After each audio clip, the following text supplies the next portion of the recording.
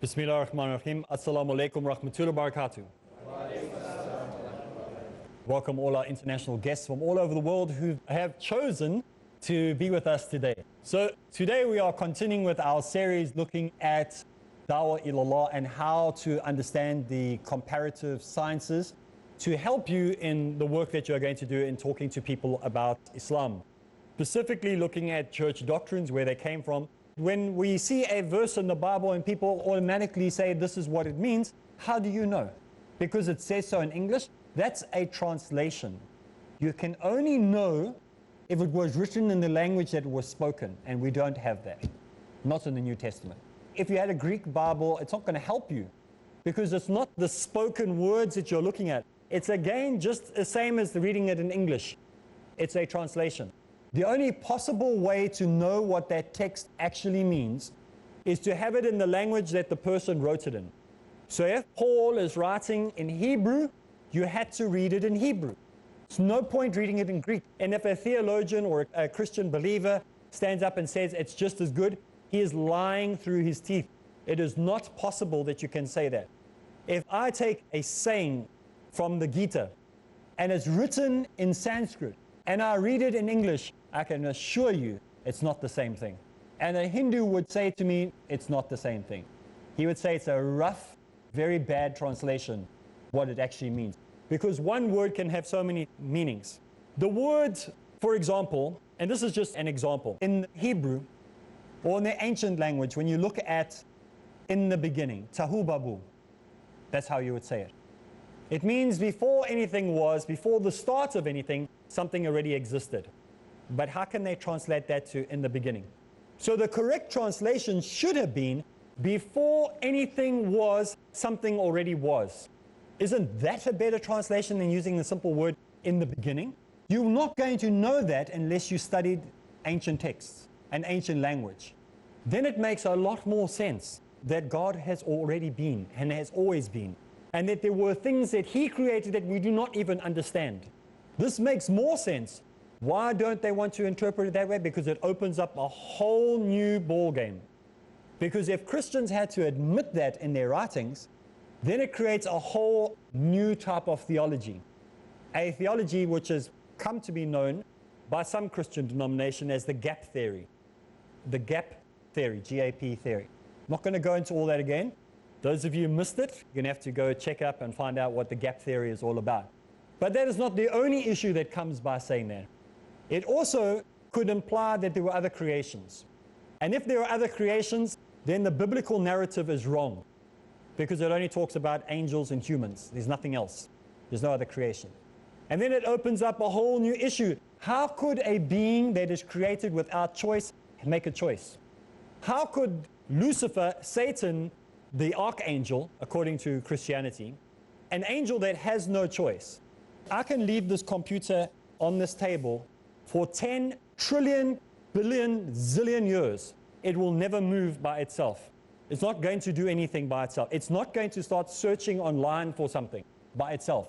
Not going to happen. Maybe in technology in the future we'll be able to, but this specific model is not possible. It's created with a specific function and a specific role. It can never make a choice on its own. So the idea that Christians have that an angel, like looking at this, suddenly made its own decisions on its own is impossible. So it doesn't make any sense. So the problem with explaining in the beginning correctly is it opens up the idea that there was another creation. And then it would make sense why Shaitan or Lucifer or the devil or whatever you want to call him could make a choice, because then maybe that creation was created with choice. Maybe not with a human body like us, but a choice. We as Muslims have a text called the Quran, which we follow, and sometimes where the Quran doesn't have enough information or doesn't go into detail, maybe it had to be explained later. People will ask the question, what does this mean? We have a text called, we have the Hadith, which explains in more detail. Christianity, there's no such thing. They have the Bible alone, there's no other narrative. Later, church doctrine was created. Doctrine and the canon of scripture is not anything remotely like the Hadith, not at all. These are people that were not eyewitnesses. These were not people that were around during the time of Jesus or his disciples or any of them. These were people that came hundreds of years, perhaps even thousands of years, maybe just the other day, maybe a month ago, 2 years ago. So these are not the same. So don't let people fool you and say, but you have the hadith and we have the canon or we have scholars. Not the same. Very, very, very different. Light years away.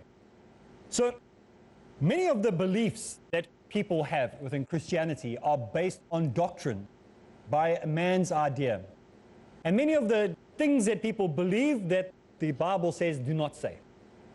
So the next point is very controversial because it might sound, but why are you raising this? We're raising this because Christians are following this, but there's no biblical narrative to support it. If we decided that we were going to all wear those, those dunce's hats, those pointy hats with a big D on, we better have a text to support it. There better be a verse somewhere that says you are permitted to do that. You can't just do it because it suits you. We're not just following the latest fashions and trends of the day. We have to follow what the text tells us we can do and cannot do. Sometimes when it's vague, like we have to ask the scholars and they will explain there are different formulas, there are different things that we have to look at whether something is haram or halal, if the text is vague on it. Christians are very clever with this. What they will say to you is say, well, there's only one verse that says that, therefore we don't need to follow it. And then when you show them only one verse, they say, no, that doesn't actually mean that. So sometimes they accept one verse, sometimes they don't accept one verse. Depends on their argument. If it's to win an argument, they accept one verse. If they're going to feel they're going to lose the argument, then they're not going to accept one verse. They will call something which is also unbiblical, which you will look at. They'll say, Scripture needs to be measured against Scripture. Where do you get this from? This is just one of those sayings again that has got no biblical proof or evidence for. Christians will always say this to you. We use Scripture against Scripture. You know where they got that from? They got that from Islam. They copied it from us. They don't have that in their text. They don't have that in their studies. They don't have that in their belief system. Yet it became a doctrine which they stole from Muslims, as we'll see later, inshallah. A big one that Christians don't ever like me talking about is the idea of tithing. Do you know what tithing is? Anybody know what tithing is? Have you heard of this word tithing? Anybody here in the audience? No one knows. Tithing is a concept that is found in the Old Testament, where a person is required to give 10% of what he makes the entire month of his salary to the community, to the leaders, to the church, to the religious leaders of the day. Now, Christians have taken an Old Testament practice, conveniently dragged it through to the New Testament. When it suits them, this is one of the famous verses that Christians like to do. They say that when Jesus was crucified, that he broke the old covenant and the old laws and freed us from obeying the laws. We're going to take a break. When we get back from the break, we'll continue with that point, inshallah.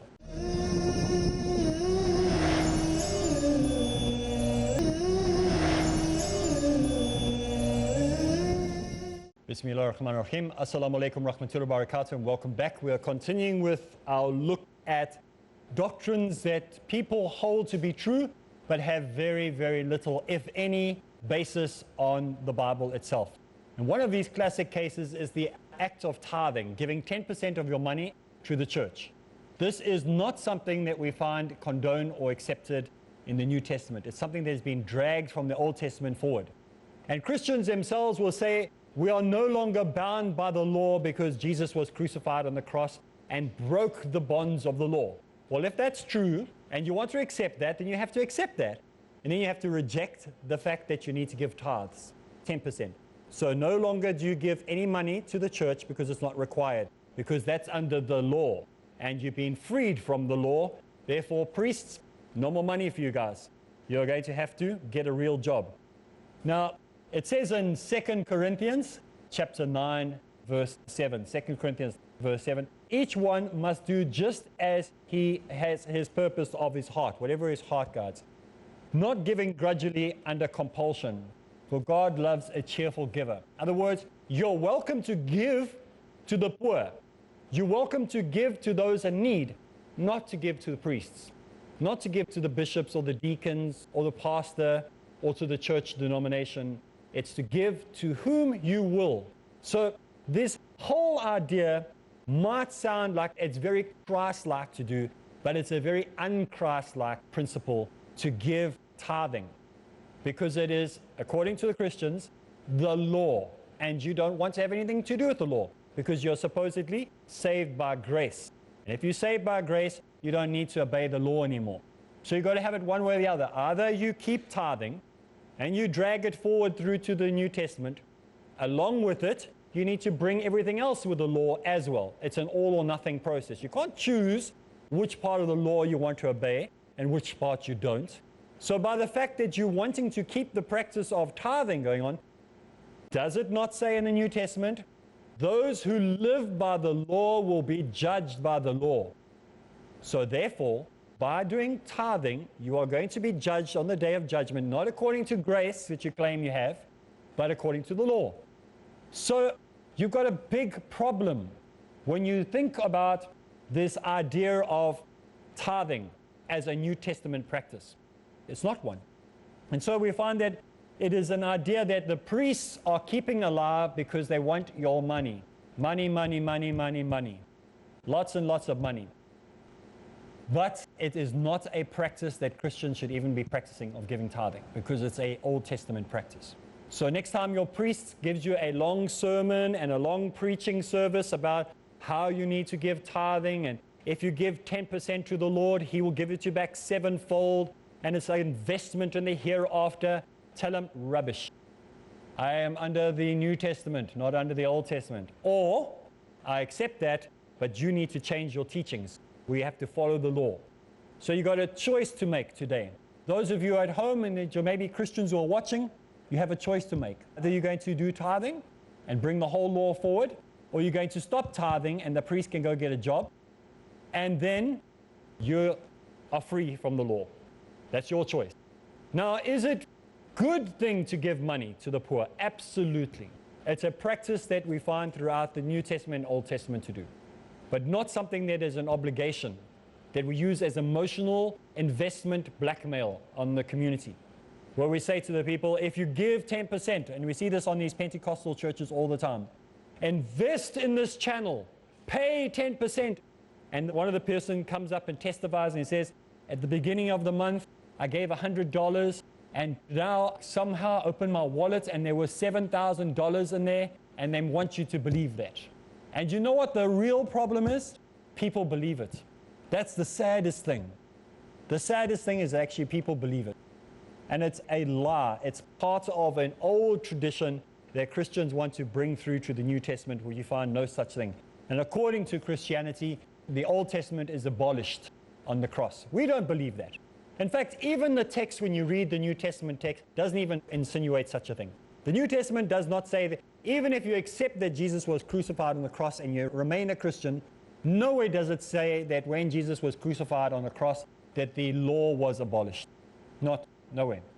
Jesus himself says, not until heaven and earth pass away will not one dot or one little hyphen on a letter, not on a whole word, on a letter, like you have in Hebrew, you have markings on each letter. In Arabic, you have markings on each letter. Not one of those little markings, accent markings, sound markings, will change until heaven and earth pass away of the law. The law will not change. So we know that heaven and earth have not passed away. So until that happens, the law does not change. So you are compelled. These doctrines got nothing to do with the Bible. These doctrines are coming externally. They are created by the church, and then they try to find somehow to substantiate them. So they quote to you from the Old Testament. And it doesn't apply if you're a New Testament supposed believer. Because then you are claimed, according to the doctrines we already looked at, that you're not bound by those laws. Let's move on to the next point. There's many other points that we can raise, but before I go, let me just raise one point under this. If you want to keep to tithing, then you're also required to do animal sacrifice.